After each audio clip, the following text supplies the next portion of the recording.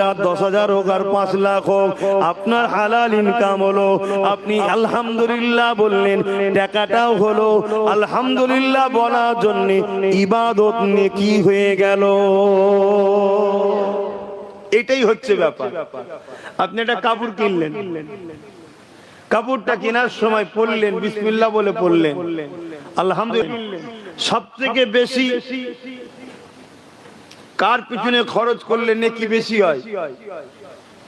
যে সব থেকে উত্তম কোন জায়গায় খরচ করলে? বলবো না থাকবে?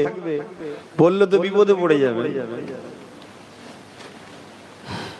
বললে বিপদে পড়ে যাবেন, অসুবিধা আছে। সব মশলা আমভাবে দেওয়া যাবে না, সব চারিদিকে শুনছে তো, অসুবিধা আছে। যা নয় তাই চেয়ে বসে থাকবে, তখন বিপদ হয়ে যাবে। হুজুরকে জল চাইলিয়ে এসে তো বিপদে পড়ে গেলেন বাবা। থাক, আলোচনা আম ভাবেই থাক, খাস ভাবে বলে লাভ নেই। এই আম ভাবে বলে লাভ নেই, খাস বলতে হবে।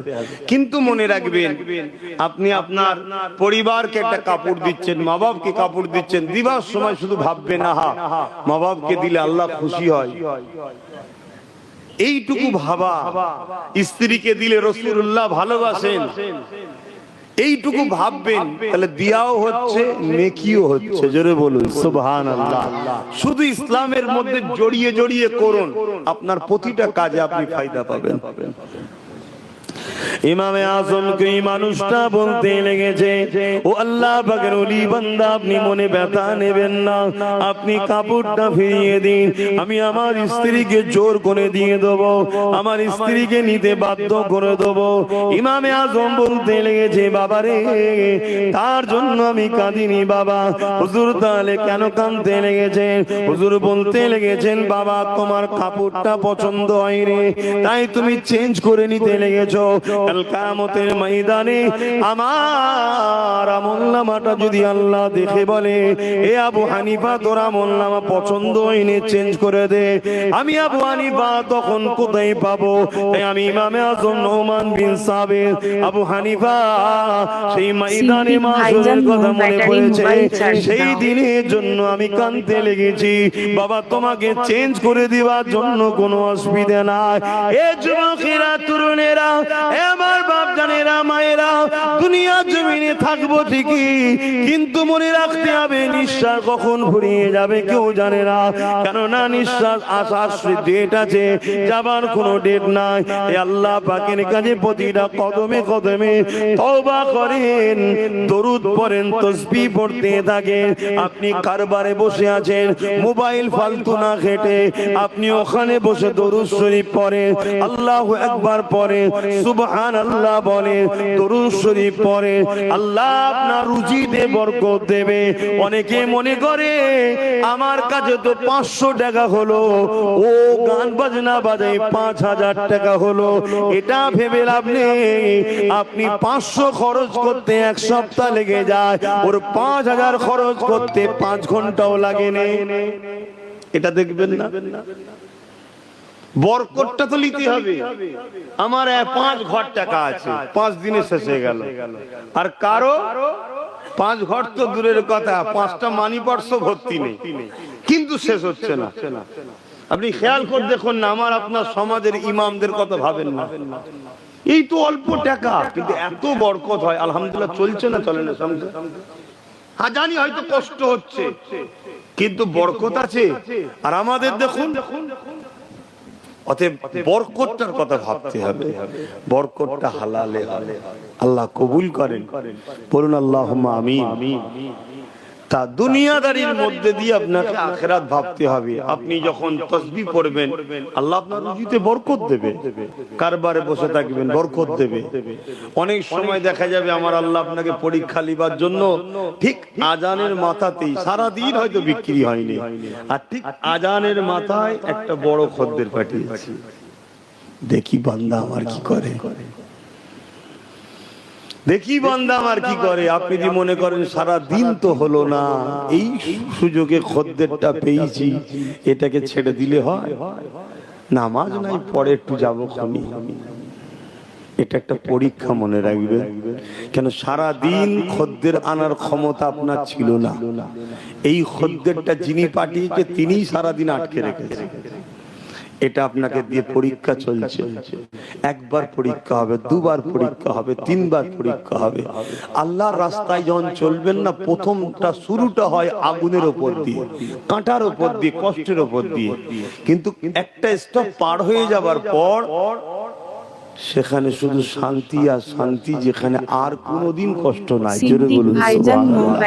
আর দুনিয়াদারি শয়তানি রাস্তায় শুরু হয় ফুল বাগিচা দিয়ে, ফুল বিছানো দিয়ে, কিন্তু কিছুটা যাবার পরে যার কষ্টের আর কোনোদিন আবার শেষ নাই। আল্লাহর উপরে যদি আপনার আকীদা ঠিক থাকে, আল্লাহর উপরে যদি আপনার ভরসা থাকে, যখনই মুয়াজ্জিন বলে দেবে আল্লাহু আকবার, আল্লাহু আকবার, ওই সময় যদি খদ্দেরটা এসে যায়, আপনার বলা দরকার ভাই আপনাকে অপেক্ষা করতে হবে, কারণ আল্লাহর পক্ষ থেকে ডাক এসে গেছে। যিনি আমাকে বাঁচিয়ে রেখেছে, হয়তো আপনি 5 লাখ টাকার মাল নেবেন, কি 5,000 কি 50 লাখ টাকার মাল নেবেন, কিন্তু মালটা নিয়ে চলে যাওয়ার পর আমি তো দুনিয়া থেকে চলে যেতে পারি, এই টাকাটার আমার কি মূল্য থাকবে? আল্লাহ পাকের কাজটা করে আসি, যদি আল্লাহ আমার রিজিকে আপনাকে রাখে, আমার ঈমান আমার আকীদা বলি, আপনি অন্য কোন জায়গায় গেলেও মাল পাবেন না, আমার কাছেই আপনাকে ফিরে আসতে হবে। এরই নাম হলো ঈমান। তবে এই ঈমান, এই পরীক্ষায় পাস করা বড় কঠিন, বড় কঠিন। কেন এখন রেসারেসি মার্কেট, আবার যদি চলে যায় ফসকে যাবে, কিন্তু না, আপনার তকদিরে যদি থাকে কোনোভাবে ফসকাতে পারে না। এই ঈমানটা আপনাকে রাখতে হবে। আর যদি ওটা আপনার তকদিরে না থাকে, আপনার সঙ্গে কথা বলতে বলতে, দামাদারি করতে করতে দিকে নামাজও যাবে, এরও পছন্দ হবে না, চলে যাবে। আর যদি থাকে, মনে রাখবেন আপনি চলে যান, ঘুরে এসে দেখবেন ও ঘুরছে, এখানে চা খাচ্ছিল, ওখানে বসেছিল, আর ছিল কি গো ভাই, না তোমার অপেক্ষায় বসেছিলাম, মালটা লোবো। ঠিক নেই। আসেন, দুনিয়ার জমিনটা আমাদের জন্য একটা পরীক্ষা ঘর, আজ আছি কাল নাই। তরুণেরা দরুদ শরীফ আল্লাহুম্মা,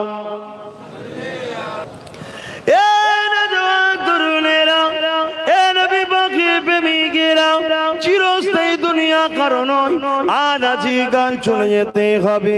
আল্লাহকে রাজি খুশি এই দুনিয়া জমিন থেকে করতে হবে, পরকালে রাজি খুশি করার কোনো সিস্টেম নাই।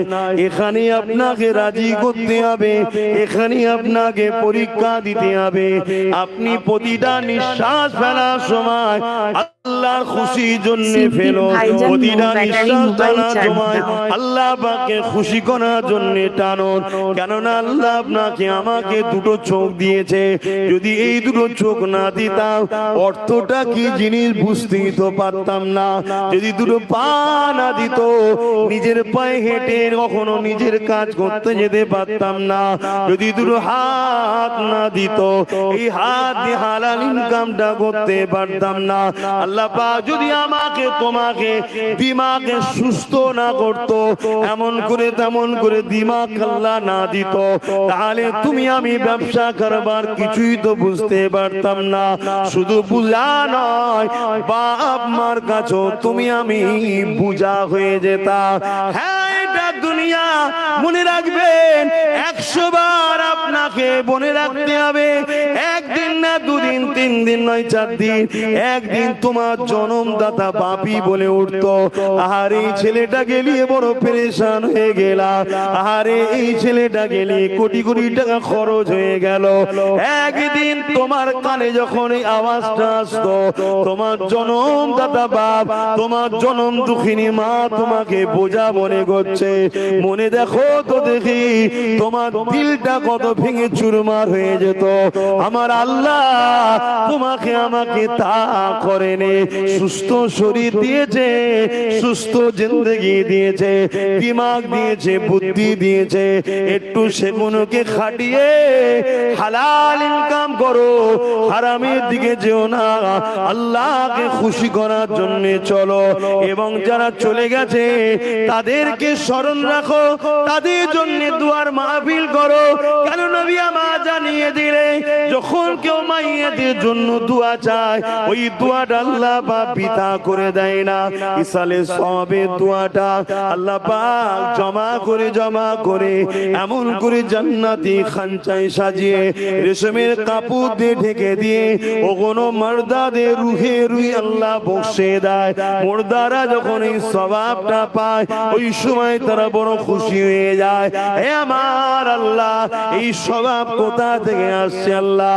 আল্লাহ পাক ওই সময় বলে, ওরে আমার বান্দা বান্দিরে, দুনিয়া জমিনে তোমরা সন্তান রেখে এসেছো, তোমাদের সন্তানেরা তোমাদের জন্য দান খৈরাত করেছে, ইসালে সওয়াব করেছে, দুয়ার মাহফিল করেছে, দ্বীনি আলোচনার মাহফিল করেছে, এলাকার মানুষরা সেখানে জমায়েত হয়েছে। তোমার প্রতিবেশীরাও তোমার জন্য দোয়া চেয়েছে, তোমার বাচ্চারাও তোমার জন্য দোয়া চেয়েছে, উলামারাও তোমার জন্য দোয়া চেয়েছে। আমি আল্লাহ সেগুলোকে জান্নাতি খানচা করে সাজিয়ে সাজিয়ে তোমাদের রুহে রুহে বক্সে দিলাম। আরো জোরে বলুন সুবহান। সিদ্দিক ভাইজান নো ব্যাটারি মোবাইল চার্জ দাও। তারা বড় আনন্দিত হয়। আজকে আমার ভাইগুলো করছে, তার বাপের রূহ পাকে সব পৌঁছাবে, তারা বড় খুশি হবে। খুশি হয়ে যে আল্লাহকে জিজ্ঞেস করবে, আল্লাহ তারা তো আমাদের জন্য করলো, আমরা কি করব?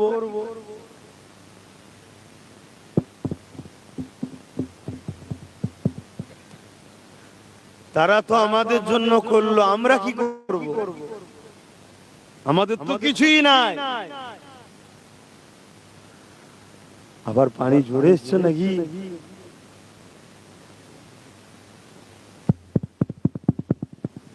আল্লাহ পাক ওই সময় বলবে, তোমরাও তাদের জন্য দোয়া চাও। ওই রূহ মুর্দাদের রুহানি দোয়া আল্লাহ তোমার আমার নসিবে কবুল করে। জোরে বলুন সুবহানাল্লাহ। দাদু হোক, দাদি হোক, নানা হোক, নানি হোক, ফুপু হোক, ফুপা হোক, বাপ হোক, মা হোক, আত্মীয় স্বজন যেই হোক, সবার জন্য দোয়া করবেন, সবার জন্য ইসালে সওয়াব করবেন। দরুদ শরীফ আল্লাহুম্মা সাল্লি আলা। কেন এগুলো করি, সেগুলো বাদ দিন।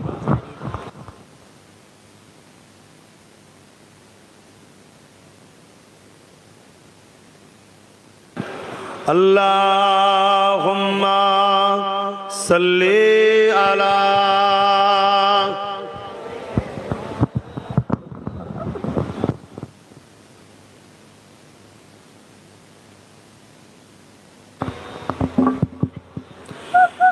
एक मैं ही नहीं उन पर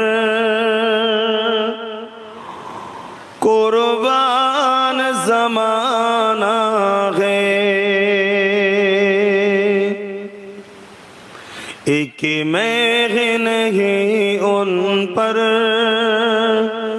कुर्बान ज़माना है, एक मैं ही नहीं उन पर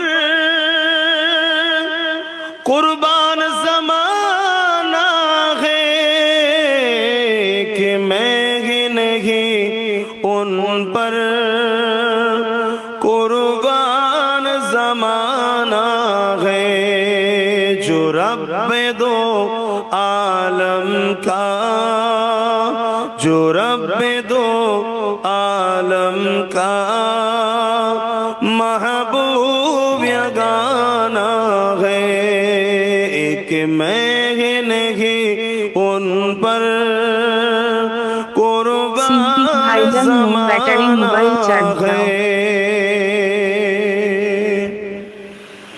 आओ दर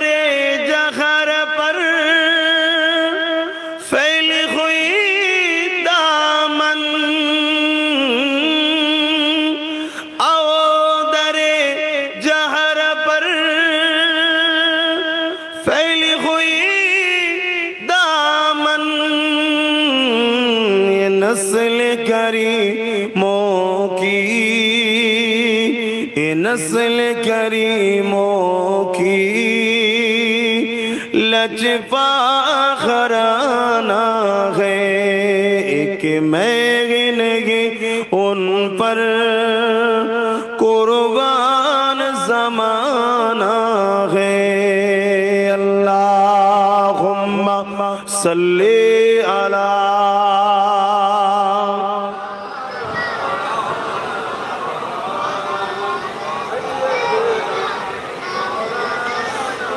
আমার বাপজানেরা অনেকে দেখবেন জলসা মাহফিলে অনেক জায়গায় শোনা যায় আমি কোন আলেমের সমালোচনা করছি না কিন্তু আপনাদেরকে সতর্ক করছি মুনাফিকদের থেকে অনেকে দেখবেন আলোচনা করে কবর নাকি বলেছিল আমি ফাতেমা কার বেটি কার স্ত্রী এসব আমি বুঝি না এসব ওয়াজগুলো করে দেখবেন এই ওয়াজটা করা হচ্ছে আম মাহফিলের জন্য করাটাই নিষেধ আম মাহফিলের জন্য এই আলোচনা নয় এটা হলো শুধুমাত্র সতর্ক করার জন্য যাতে করে আমরা ভাবি আমাদের কবরে কি হবে এর উদ্দেশ্য করে এটা শিক্ষা কিন্তু আজ আমি আপনাকে বলে যাচ্ছি মাটির ক্ষমতা নাই খাতুনে জান্নাত অনেক দূরের কথা আপনার ঘরের যদি কোনো মেয়ে নিজেকে খাতুনে জান্নাতের চাকরানি মনে করে নকার মনে করে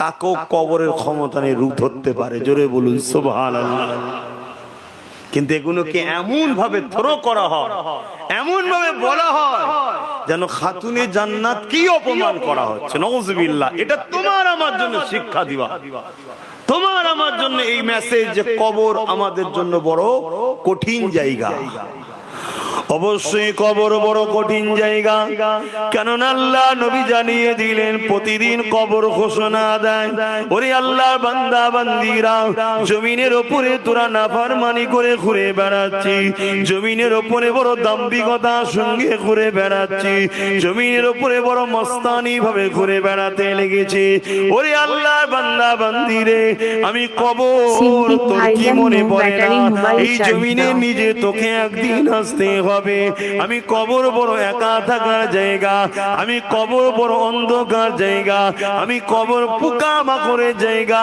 এখানে তোকে একদিন আসতে হবে তার জন্য তুই প্রস্তুত নিয়ে আয় তার জন্য তুই তৈরি হয়ে আয় এই যুবকেরা ইমাম বুখারী মুসলিম বলে কবরের জমিনে যখন মানুষকে রাখাবে ওই কবরের জমিনে আল্লাহ আমার রাসূলুল্লাহকে তাশরীফ নিয়ে এসে থাকে এবং ইমাম বুখারী মুসলিম বলে ওই কবরের জমিনে একটা প্রশ্ন হবে আমার রাসূলুল্লাহকে দেখিয়ে প্রশ্ন করা হবে ইনি মুহাম্মদ রাসূলুল্লাহ ইনা সম্বন্ধে তোমার দুনিয়াতে কি ধারণা ছিল ইনা সম্বন্ধে তোমার দুনিয়াতে কি রায় ছিল যদি তোমার আমার দুনিয়ার জমিনে রায় হয় আরে খাতুরে জান্নাত কেউ কবর ছাড় দিচ্ছে না এই রকম যদি মেন্টালি হয় ওই কবরের জমিনে তোমাকে ধরা পড়তে হবে কেন রাসূলুল্লাহ জানিয়ে দিয়েছে খাতুনে জান্নাত ফাতেমা হলো আমি রাসূলুল্লাহ আমার শরীরের অংশ নবী নূর ফাতেমা শরীরে রাসূলুল্লাহ শরীরের টুকরো খাতুনে জান্নাত নূর আকীদা কি ছিল বলো তার আগে আমরা অনেকে সবাই শুনেছি তিনটে প্রশ্ন কবরে হবে এটা ঠিক এটাও হাদিস তিনটে প্রশ্ন হবে মান রাব্বুকা তোমার রব কে মা দিনুকা তোমার দিন কি আরেকটা প্রশ্ন রাসূলুল্লাহকে দেখিয়ে জিজ্ঞেস করা হবে ইনি মুহাম্মদ সাল্লাল্লাহু আলাইহি সাল্লাম ইনা সম্বন্ধে তোমার দুনিয়ায় ধারণা কি ছিল আগের দুটো হচ্ছে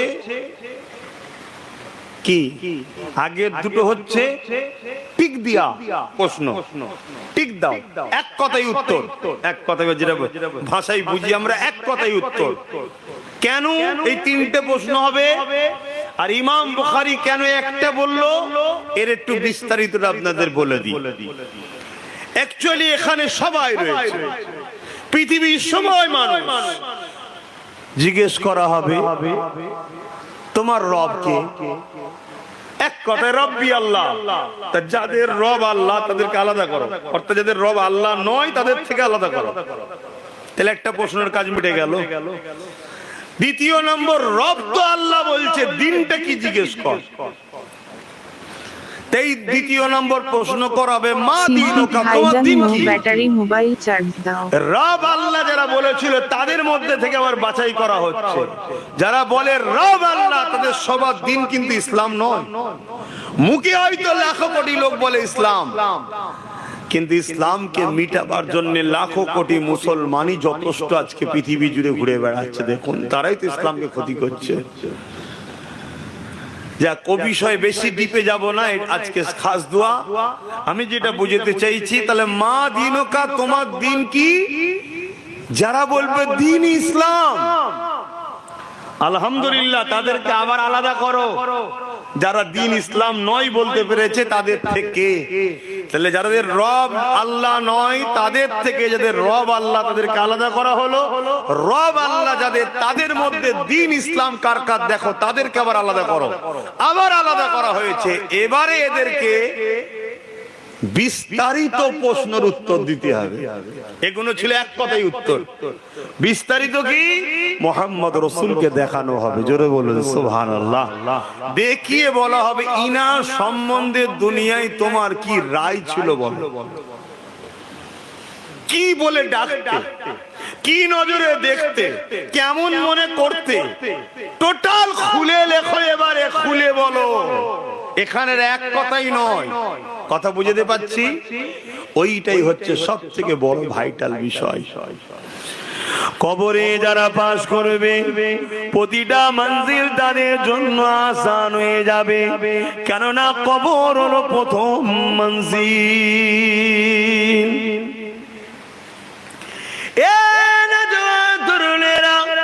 প্রথম হাঁটিটা যদি ফেল হয়ে যায়, সব জায়গায় তোমাকে সন্দেহ করে করে ধরা হবে।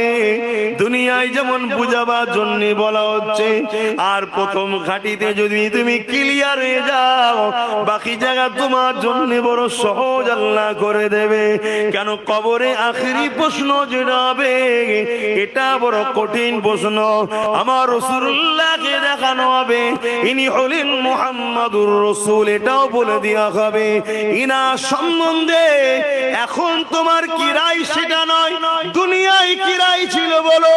এখন বিপদে পড়ে তো সবকিছুই বলতে পারো, ওইখানে কি বলতে বলো। রাসূলুল্লাহ সম্বন্ধে তোমার ধারণা কি ছিল দেখো। আল্লাহ নবী জানিয়ে দিল, এ দুনিয়ার মানুষেরা, আমার খানদানকে যারা মহব্বত করে, তারা আমি রাসূলুল্লাহ আমার জন্যই মহব্বত করে। আমার খানদানে যারা বিরোধী করে, তারা মূলত আমি রাসূলুল্লাহ আমার জন্যই বিরোধী করে।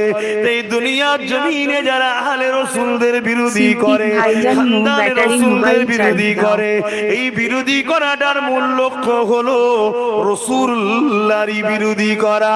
তাই দুনিয়ার জমিনে তুমি রাসূলকে কি বলে ডাকতে, কি নজরে দেখতে। নবীর পরিবারদের সম্মান মর্যাদাটা রাসূলুল্লাহরই সম্মান মর্যাদা। কেন? তাদের সম্মান নবীর সঙ্গে জড়িয়ে আছে। তাই নবী আমার জানিয়েছিলেন, যারা আমার হাসান হোসেনকে ভালোবাসবে তারা আমি রাসূলুল্লাহ আমাকে ভালোবাসলো, আর আমাকে যারা ভালোবাসে আমার আল্লাহ তাদেরকে ভালোবাসে। এই প্রশ্ন কিন্তু কবরে বড় ভাইটা, এই জায়গাতেই কিন্তু সব বেশিরভাগ ধরা পড়ে যাবে। কেন? আজকাল আমরা রসুল সম্বন্ধে আমাদের অনেক গাফলতি, রসুল সম্বন্ধে আমাদের অনেক দুর্বল। রসুলকে চিনা, জানা, বুঝা, নবী সম্বন্ধে জানার চেষ্টা করা ধরতে গেলে একেবারেই জিরোর দিকে চলে গেছে। তাই আমার মনে হয় প্রতিটা মাহফিল যেগুলো গ্রামে হয়, ওই মাহফিলের ব্যানারে লিখে থাকা দরকার, যে মুহাম্মদ সাল্লাল্লাহু আলাইহি সাল্লামের আলোচনার মাহফিল, একদম বাংলায় রাসূলুল্লাহর আলোচনার মাহফিল। নবী নিয়ে মানুষকে চিনাও, নবী না চিনতে পারলে কবরে তো ধরা প্রথমেই পড়লো, আর ময়দানে মাহশরে সমস্ত নবীরাও নফসি নফসি করবে, বিচার শুরু হবে না। আমার রাসূলুল্লাহ যতক্ষণ না যে সেজদায় পড়ে বলবে আল্লাহ বিচারটা শুরু করে দেন, আর সহ্য করতে পারছে না মানুষগুলো। এটাকে সাফাতে কুবরা বলা হয়, বড় সাফাত। সমস্ত নবীর উম্মত সবার জন্য নবী সাফাত করবে, জোরে বলুন সুবহানাল্লাহ। আর আজ তো আমাদের কিছু কিছু মানুষের ধারণা নবী নাকি সাফাতই করতে পারবে না, বলুন নাউজুবিল্লাহ। তাহলে কবরে সে বেটা ধরা পড়বে না পড়বে না? এটাই তো জিজ্ঞেস করবে যে রাসূল সম্বন্ধে কি ধারণা ছিল বলো। হ্যাঁ, এই জমিনে যতদিন বাঁচবে রাসূলুল্লাহকে আপন করে নিয়ে বাঁচো, রাসূলুল্লাহকে ভালোবেসে বাঁচো, রাসূলুল্লাহর সুন্নতে জিন্দেগি করো। রাসূলুল্লাহ কিভাবে সংসার করেছে দেখো, ওইভাবে সংসার করো। রাসূলে পাক কিভাবে আত্মীয়তা করেছে দেখো, ওইভাবে আত্মীয়তা করো। রাসূলুল্লাহ কিভাবে মানুষের সঙ্গে মিশেছে দেখো, ওইভাবে মেশো। এক কথায় আল্লাহ পাক আমার নবী পাককে লাকাদ কানা লাকুম ফি রাসূলিল্লাহি উসওয়াতুন হাসানা, নবী পাককে আল্লাহ মডেল বানিয়েছে। এই নবী পাককে ফলো করে জিন্দেগি কাটান, নবী পাকের নকশা কদমে চলে, নবী পাককে পিয়ার করে চলে, নবী পাককে আদব করে চলে। মনে রাখবেন দুনিয়ার মানুষ আপনাকে কবরে শুইয়ে দিয়ে চলে আসবে, ওখানে ছেলেও থাকবে না, ওখানে বাপও থাকবে না, ওখানে দাদু দাদি নানা নানি কেউ একবারও যাবে না। আরে বাচ্চাটার সঙ্গে একটা রাত কমসে কম থাকি, একটা ঘন্টা তো থাকি। নতুন ঘরে গেলে আমরা মিলাদ দিই, কেন দিই? কেন মিলাদ দিই? উদ্দেশ্যটা কি? দোয়া। দোয়া তো অবশ্যই, কিন্তু নতুন জায়গায় থাকছি, একা একা কেমন লাগতে পারে? সবাইকে নিয়ে এক জায়গায় থাকি, একটা রাত কমসে কম হই হই হোক, নতুন জায়গা না, একটা নতুন ঘর। এজন্য সবাইকে বলা হয়। আপনাদের অসুবিধা হচ্ছে না তো? কেন পানিও পড়ছে, এখানেও পড়ছে, যাক না, অসুবিধা কি আছে? কি অসুবিধা আছে? আপনার দেশে হয় কি জানি না, অনেক জায়গায় দেখা যাবে সেই ডুবুক কেটে হাড়ি ধরা না কিছু একটা খেলা হয়, দেখেন না? অনেক জায়গায় হয় যে ডুবুক কেটে বেশি দূর যেতে পারবে, যে ফার্স্ট হবে তার 1000 টাকা পুরস্কার, কি 2000 5000। তার জন্য যদি ডুবুক কাটতে পারে 5000-এর জন্য ভিজতে পারে, তাহলে আল্লাহ আল্লাহ রসুলের কথা শোনার জন্য ভিজবো তো কি হয়েছে? শরীর খারাপ হয়ে যাবে? শরীরের রোগের ক্ষমতা আছে আপনাকে ধরতে পারে? কি গো, রোগের ক্ষমতা আছে? এত লোক ভ্যাকসিন নিল, করোনা হলো, মরে গেল, কই আমি আপনি তো মরে যাইনি কেন? বেঁচে থাকার সময় আছে, রোগ ধরার সময় নয় ধরবে না। যেদিন সময় হবে সেই দিন তুমি যাই করো ধরবে। হ্যাঁ, আবার যারা ভ্যাকসিন নিয়েছিল তারা তখন বড় বিপদে পড়ে গেছে, শুনছে নাকি ভ্যাকসিন ইনফেকশন হয়ে গেছে, ওটারও বেশি ক্ষতির কারণ, মৃত্যুর দিকে নিয়ে যাচ্ছে। কিন্তু আমার দুটো কথা, এটা আবার নতুন ইনকামের চাল হতে পারে। ইনকাম বোঝেন না? ইনকাম ভ্যাকসিনের নামে আমি বললে তো আবার সমস্যা হয়। এসব রেডি হয়ে বসে আছে, আমার কথা আবার কেটে ছেড়ে দেবে, ওই এক বিপদ, শেষকালে গন্ডগোল হয়ে যাবে। ই আর একটা বিজনেস আমার মনে হচ্ছে, কথা বুঝছেন না? একবার তো ওই দিক দিকে না দিলে মরে যাবি, দে ইনকাম করলো, এখন বললো দেওয়ার পরে বলে এটা গন্ডগোল হয়ে গেছে, ওর উপরে আবার একটা দিতে হবে, না হয় গন্ডগোল হয়ে যাবে, আবার কিছু ইনকাম করবে। হাতে আল্লাহর উপর ভরসা করেন না? আমাদের তো আল্লাহর উপর থেকে ভরসা উঠে গেছে। হ্যাঁ, আল্লাহর উপর ভরসা করুন। বাপেরা, নওজওয়ান তরুণেরা, এ নবী পাকের প্রেমিকেরা, আমার রাসূল পাক সাল্লাল্লাহু আলাইহি ওয়াসাল্লাম তিনি আমাদের আখিরাতের জমিনে প্রতিটা মঞ্জিলে আমাদের সাথী হবে। এ যুবকেরা, কবরের জমিনে তো সবাই দিয়ে চলে আসবে, কেউ থাকবে না। যদি দুনিয়ার জমিনে সর্বক্ষেত্রে আপনি রসুলকে প্রাধান্য দেন, যে কোনো কাজে রসুলুল্লাহকে ফলো করেন, যে কোনো জায়গায় নবী পাককে ওপরে রাখেন, যে কোনো ক্ষেত্রে নবীর সম্পর্কটা সবার উপরে, বাপের থেকেও, মায়ের থেকেও, পরিবারের থেকেও, সন্তানের থেকেও, আত্মীয়তার থেকেও, নেতা লিডার যাই হোক না কেন সবার উপরে রাসূলুল্লাহ সম্মান দেন। মনে রাখবেন কবরের জমিনে সবাই আপনাকে ছেড়ে দিয়ে চলে যাবে, কিন্তু দয়ার নবী এসে বলবে ফেরেশতারে আমি মুহাম্মদ বলছি আমার ছিল, এখন থেকে আমি একে জান্নাত নিয়ে যাওয়া পর্যন্ত দায়িত্বে আছি।